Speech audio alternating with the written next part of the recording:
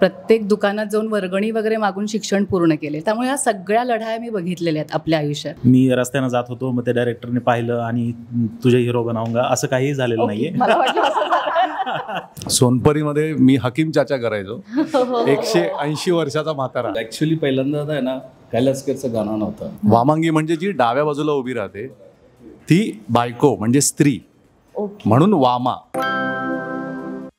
Hello, हाय, नमस्कार. मी मज्जा girl Ankita Lokhande. वामा चित्रपट येतोय प्रेक्षकांच्या भेटीला आणि धम्माल स्टारकास्ट माझ्यासोबत आहे. कसे आहात सगळे? फर्स्ट क्लास, कमाल. इतकं दणक्यात प्रमोशन चालू आहे, म्हणजे या प्रमोशनची सुरुवात आणि इंटरव्ह्यूची सुरुवात झाली आणि इतकं सुंदर दिसते. कोणाची आयडिया आहे, कसं केलंय? आणि मला माहिती आहे की सकाळी 10 वाजता केलंय. कशी सुरुवात झाली आणि कशी आयडिया आली? खरं तर आज तुम्हा सगळ्यांना भेटायला यायचं हे कळलं, म्हणून म्हटलं की काहीतरी छान असं करावं. छान म्हणण्यापेक्षा जे खरं आहे ते दाखवण्याचा प्रयत्न आहे. आणि नेहमीच तू फार प्रश्न विचारत असतेस मला, तर फार बोलावं लागू नये म्हणून हा उद्योग केला मी सकाळपासून बसून. किती भारी. पण घरच्यांनी काही ओरडले नाही की अरे बाबा साडी नको खराब करू? काही नाही? अजिबात नाही. माझीच साडी आहे, घरी ओरडायला कोणीही नाहीये. आणि खरं तर मुद्दा तोच आहे आमच्या सिनेमाचाच की जे तुम्हाला हवं आहे मनापासून ते तुम्ही करू शकता. आणि हे करण्यामुळे इतर कोणाचं काहीच नुकसान नाही झालं. त्यामुळे कोणी ऑब्जेक्शन घ्यायचा काही प्रश्न येईल असं मला वाटत नाही. अगदीच. डिरेक्टर सरांकडे येईन मी.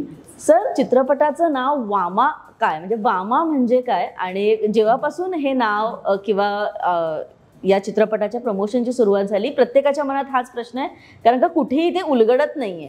तर का चित्रपटाचं नाव वामा? म्हणजे स्त्री. ओके. स्त्रीचा लढाई. वामा लढाई सन्मानाची. वामा कसा लढतस, कसं काय करतस, त्यांचं एक स्टोरी आहे.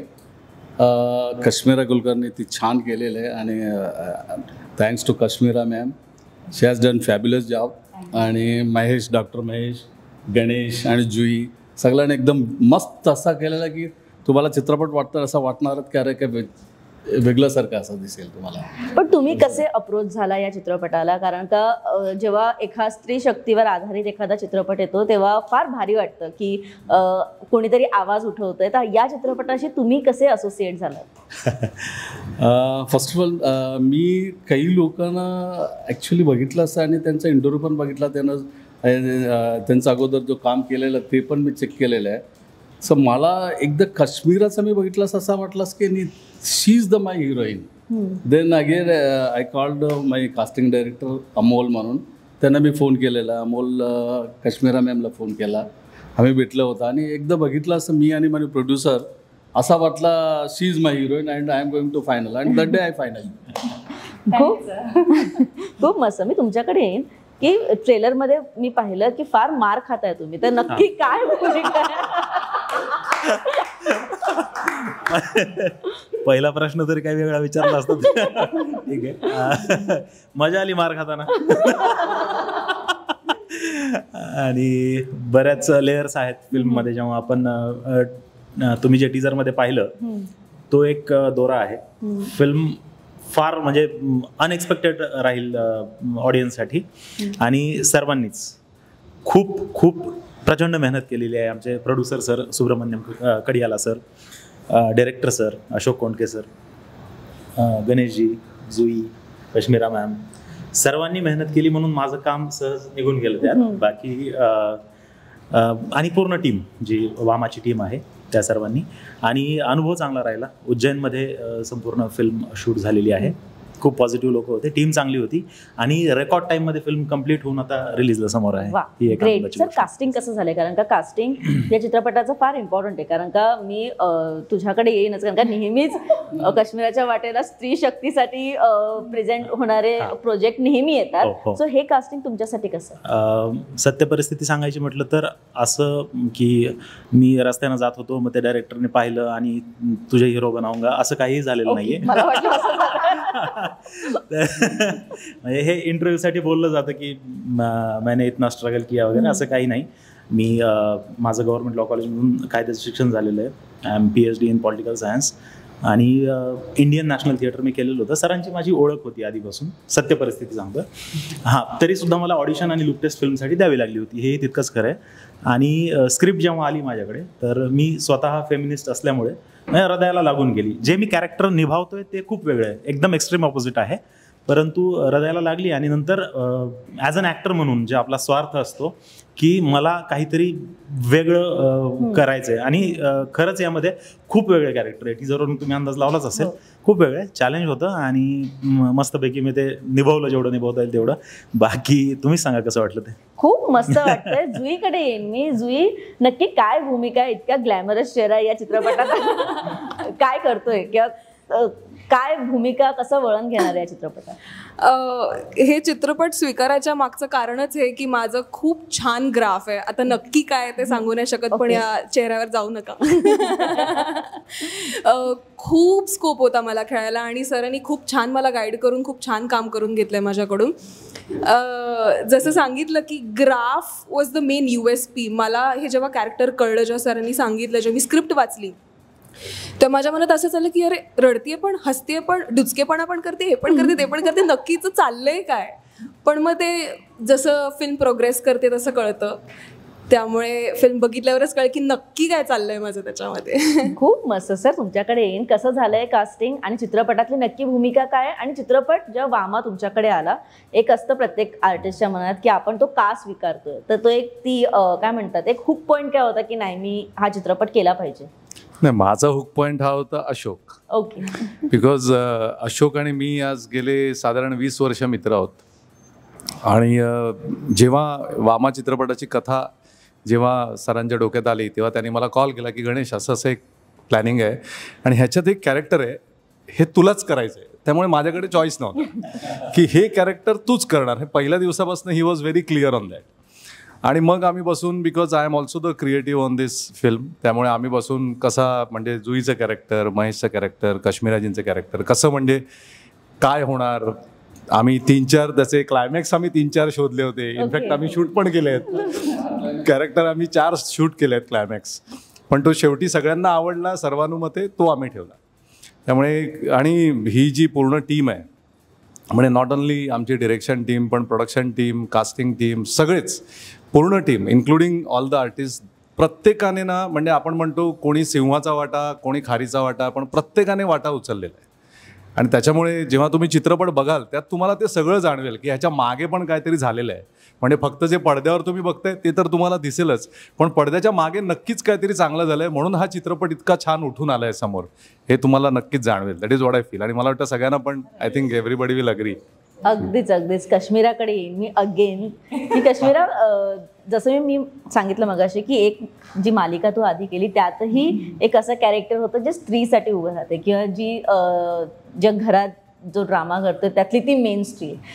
इथे जेव्हा हे कॅरेक्टर तुझ्याकडे आलं तेव्हा काय अप्रोच होता आणि का स्वीकारलं असेल?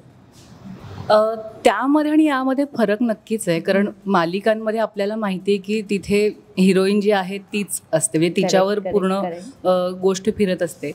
पण सगळ्यात पहिल्यांदा मला अमोलदादांचा फोन आला की या मालिकेसाठी, या मूवीसाठी तुमचा विचार करतोय आणि आम्ही भेटलो. तर पहिल्या मीटिंगमध्ये प्रोड्युसर सर, डिरेक्टर सर आणि अमोलदादा आम्ही बसलो होतो. तर जेव्हा ती गोष्ट सांगत होते ना ते, तर मला हीच गोष्ट इतकी मनापासून आवडली, जसं तू मगाशी म्हणालीस की एक पुरुष स्त्रीबद्दलच्या इतक्या गोष्टींचा विचार करतोय आणि तिची व्यथा मांडण्याचा प्रयत्न करतोय. ही मला खूप जास्त आवडलेली गोष्ट आहे. आणि ॲज अ वुमन ऑब्व्हियसली मला त्या सगळ्या व्यथा मांडण्याची संधी मिळत असेल तर मग मी का सोडू. अगदीच. पण वामा लढाई सन्मानाची असं आपण म्हणतोय. सेटवर किती लढाई केली आहे स्त्री म्हणून की हा आमचा चित्रपट आहे तर इथे आमची चालली पाहिजे, तर यांनी त्रास दिलाय सर काही? नाही हो, अजिबात नाही. मुळात गरज नाही पडली. मी तेच म्हणाले ना की मुळात ओके. गोष्ट लिहितानाच जर माणूस इतका विचार करत असेल स्त्रीचा, तर जेव्हा आम्ही रात्रंदिवस एकत्र काम करतोय तर ऑब्व्हियसली त्या गोष्टीची काळजी घेतली गेली. आणि फक्त सरांकडून असं नाही, प्रत्येकाकडून. जसं हे स्वतः फेमिनिस्ट आहेत, अजिबात काही फार सेटवर त्रास काही नाही. अगदी व्यवस्थित साधारण आपण कसं एक मित्रमैत्रिणी एकमेकांबरोबर असतो, एखादं कुटुंब असतं की आज काय बनवायचं खायला, उद्या काय. इवन आमची पूर्ण कॅमेरा टीम, आम्ही रोज स्वयंपाक करायचो तिथे सेटवर.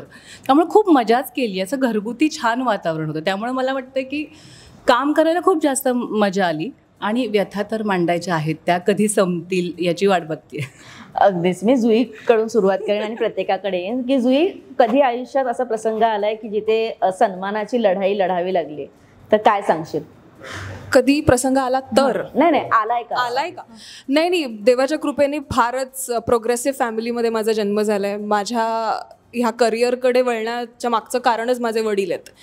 असं म्हणतात की प्रत्येक पुरुषाच्या मागे एक स्त्री असते, पण माझ्या बाबतीत माझ्या मागे माझे वडील आहेत. त्यांच्या सपोर्टशिवाय कारण माझं बॅकग्राऊंड नाही आहे फिल्मचं. बहुतेकांचं मराठीमध्ये आय थिंक खूप कमी लोक येतात जे थिएटर वगैरे करून दणक्यात मेहनत करून येतात. तसंच मला पण काही बॅकग्राऊंड नव्हतं आणि माझे बाबा एका खेडेगावात येतात. तिथून त्यांनी त्यांचा प्रवास करत करत मग मला डिरेक्टर्स शोधत, कास्टिंग डिरेक्टर्स हे ते सगळे एजन्सीज वगैरे शोधत त्यांनी ॲक्च्युली माझ्यासाठी ती वाट बनवली. त्यामुळे कधी प्रसंग आला नाही आणि देवाच्या कृपेने कधी येणारही नाही. खूप खूप छान. सर, तुमच्याकडे येईन. सेम प्रश्न तुम्हाला, कधी सन्मानाची लढाई लढावी लागली? सन्मानाची लढाई तसं बघायला गेलं तर प्रत्येक पुरुष हा लढतच असतो. असं नाही म्हणणार की मला नाही लढावी लागली. म्हणजे ज्या पोझिशनला आज आम्ही पोचलो आहे ती सन्मानाची लढाई लढूनच पोचलो आहे, नाहीतर नाही पोचू शकत. कारण माझा जो प्रवास आहे तो गेले 25 वर्ष सुरू आहे. त्यामुळे from being a doctor, then becoming an actor, now becoming a voice artist and again coming into acting. तर त्यामुळे तो प्रवास जो आहे त्यात अनेक माणसं भेटतात आणि प्रत्येक ठिकाणी काही जण दाखवतात की अरे ये कैसे करेगा, वो कैसे करेगा. पण जेव्हा तुम्ही प्रूव्ह करता स्वतःला तेव्हा ती सन्मानाची लढाई असते. आणि Ashok has scene me, I mean 25 वर्ष आम्ही एकमेकांना ओळखतो. त्यामुळे he has seen my entire journey की मी कुठून सुरू केलं आणि कुठपर्यंत आलो. मला वाटतं आपण सोनपरी गेली होती ना एकत्र. सोनपरीमध्ये मी हकीम चाचा करायचो, 180 वर्षाचा म्हातारा, आणि Ashok sir was associate in that.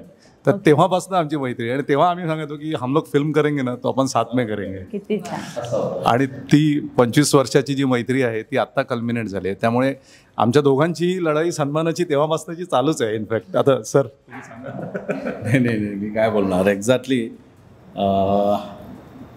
Ganesh असा आहे की ॲक्टरच नाही, एक चांगला माणूस पण आहे आणि क्रिएटिव्ह आहे. आणि अगदी कधी पण असं नाही बोलतच का अरे तुम्ही छान कर, नाही खराब केलं तर तेव्हाच बोलणार अरे एकदम असं करता का, अरे नाही असं नाही करायचा, असं तुम्ही असा करून घे, असं आहे. That is USP.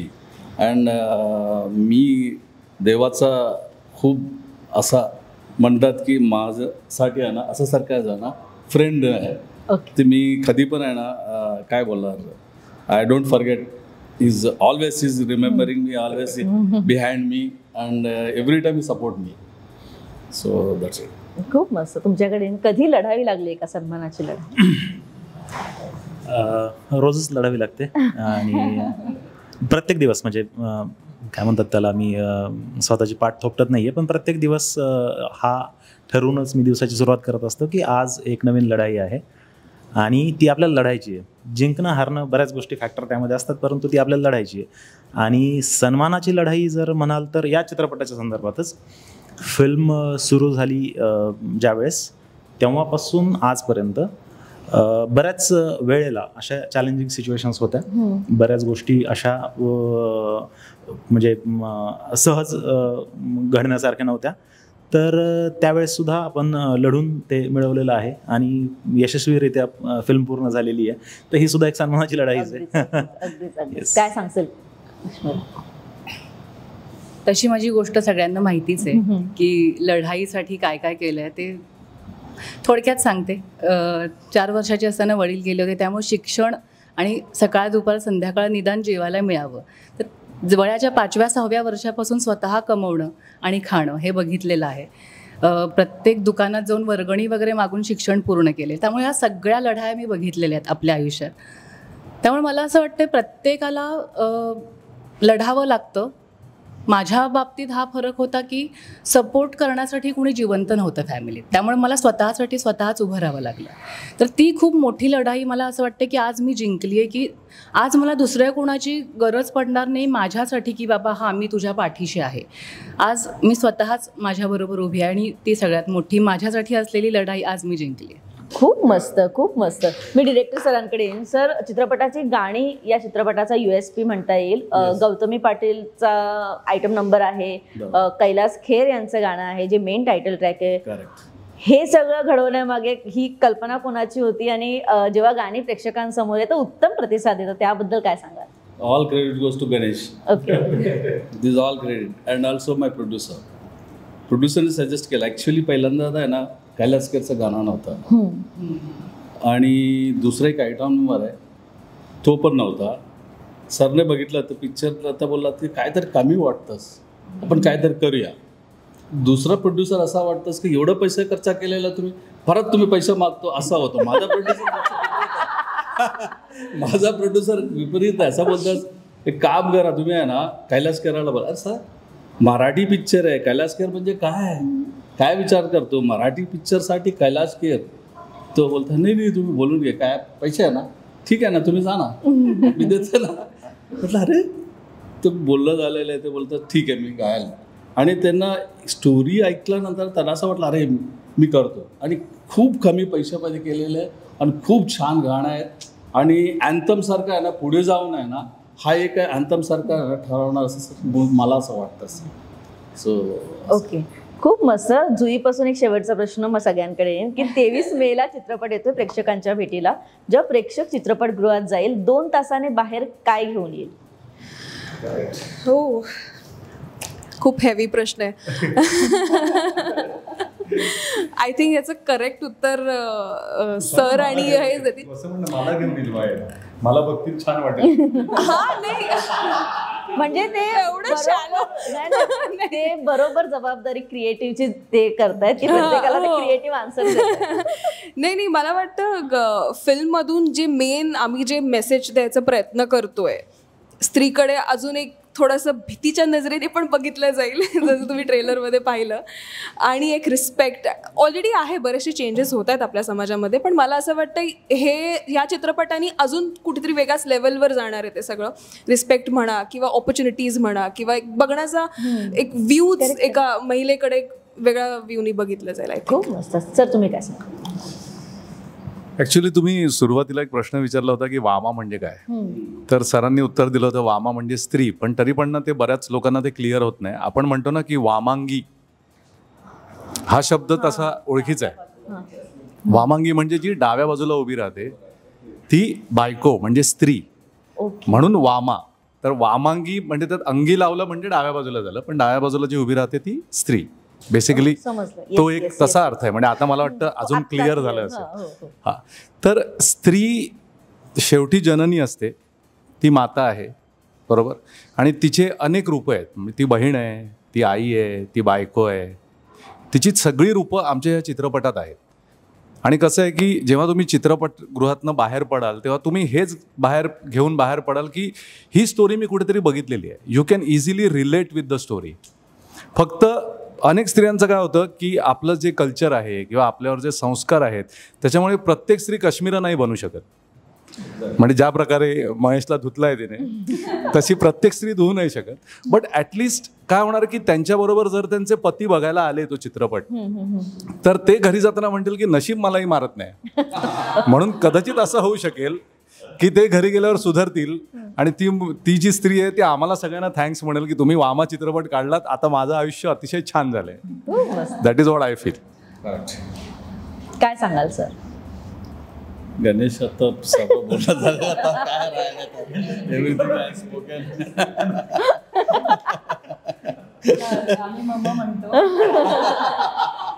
पण प्रत्येकासाठी कसं ना की आता इथे प्रश्न जरा चेंज करूया की वामा इज इक्वल टू तुमच्यासाठी काय? Vama is equal to revolution. Okay, good. One word, revolution. So that you can see in the movie.